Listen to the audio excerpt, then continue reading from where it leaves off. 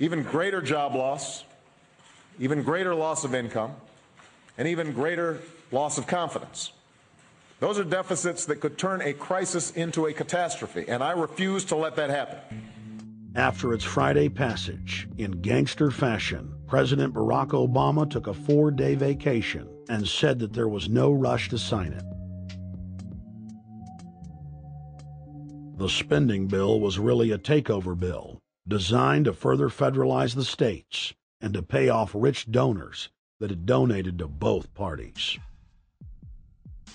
As the world slid deeper into depression, the bankers celebrated the fire sale that they had created.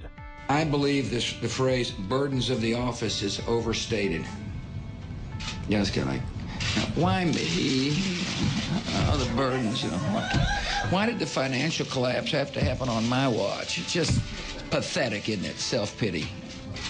And I don't believe President-elect Obama will be full of self-pity. With their access to unlimited fiat capital, they could now buy up sectors of the world economy not already controlled by them. For over a century, the Anglo-American establishment had worked to bring the world system to this point: artificially engineered global bankruptcy. In an address before the Trilateral Commission in June of 1991, David Rockefeller laid out the elite's ultimate goal. The supranational sovereignty of an intellectual elite and world bankers is surely preferable to the national autodetermination practiced in the last centuries. Now that the bankers were holding the world hostage, they issued their ultimatum. The only solution to restart the global economy would be to set up a planetary government ruled by a new Bank of the World, a Bank of the World owned and controlled by them. Suddenly, hundreds of prominent publications announced the solution: the people's only salvation.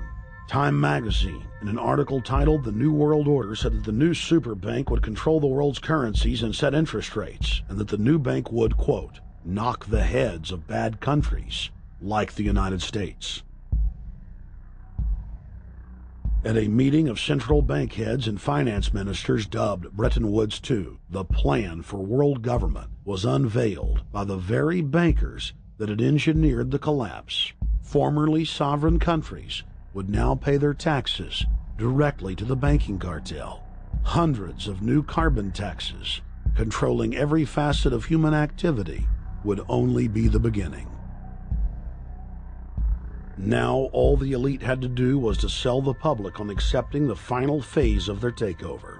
And it's Obama's job to sucker the public into standing down so the bankers' agenda can move forward unhindered. Never before in U.S. history has the media gotten behind a president like they are behind Obama. The press has pulled out all the stops, bestowing a crown of infallibility upon Obama as the savior of the people. The elite are betting everything they've got on Obama's charisma and hoping that he can sell the world on their program of tyranny. Yes, there have been differences between America and Europe. No doubt there will be differences in the future. But the burdens of global citizenship continue to bind us together. A change of leadership in Washington will not lift this burden.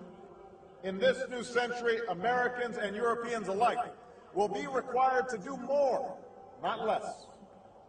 Partnership and cooperation among nations is not a choice. It is the only way. We've got to give them a stake in creating the kind of world order that I think all of us would like to see. In truth, Obama is not simply continuing George W. Bush's policies. He is radically expanding them. I thank President Bush for his service to our nation. This film has documented the painful fact that Barack Obama's agenda is the complete opposite of what he has claimed it to be. Now we will reveal what Barack Obama and his controllers' true agenda is. Number 1. Bring the United States under the complete regulatory control of a private offshore superbank known as the Bank of the World. More than 100 new taxes are now being developed under the umbrella of curbing greenhouse gases. The new taxes will be paid directly to the private bank consortium. At the producer level, taxes will be paid on farm animals' flatulence. At the consumer level, there will be carbon taxes on all forms of meat, beef, poultry, pork, and fish. All cars will be fitted with satellite tracking boxes that will tax driving by the mile. And an added tax will be placed on all fossil fuels, including motor oil and natural gas. All plastic products will have a carbon tax added. Outdoor space heaters and fireplaces are to be taxed. All electricity produced by coal-powered plants will be taxed. Under the cap-and-trade system, citizens will be forced to pay taxes on thousands of products to private cap-and-trade services owned by Al Gore and other elitists.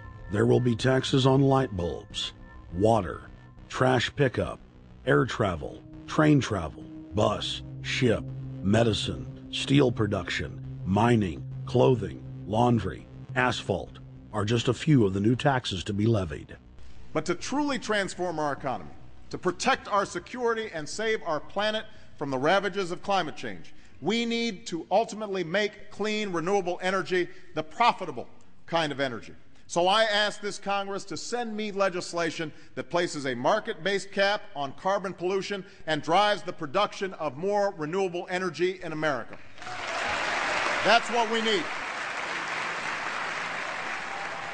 The notion of anthropogenic global warming is a fraud. In other words, the idea that the planet is getting warmer and that human activity is somehow responsible is a pseudo-scientific fraud. It's a big lie.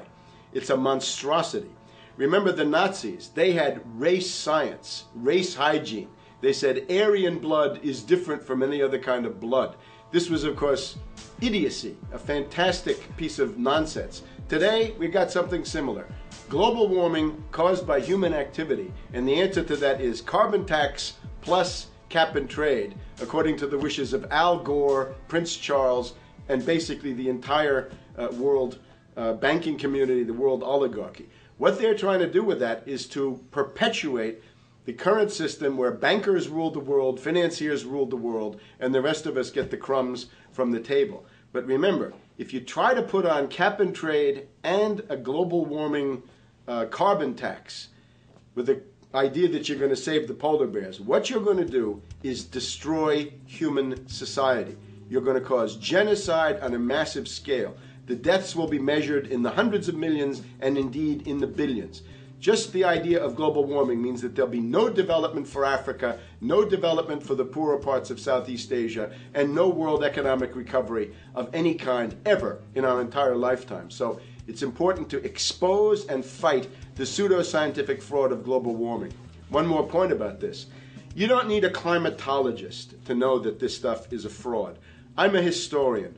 I can tell you, in the last 1,000 years, we had a period of very warm temperatures called the medieval warm period, where all kinds of grapes and semi-tropical stuff was growing very far into the northern hemisphere. That was about 1100, 1200.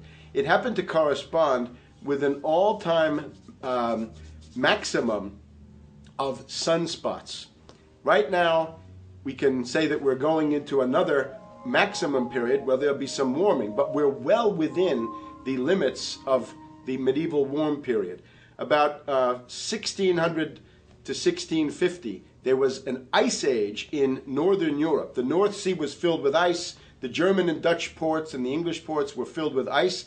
That corresponds to an all-time minimum of sunspot activity, the Spörer minimum and the Maunder minimum. So this has largely got to do with solar activity. We can see that other planets, not just the Earth, are warming slightly as a result of increased solar activity. But we're well within the minimum. So what the oligarchs claim to be an open and shut scientific case is a piece of pseudo-scientific nonsense, and it should be rejected.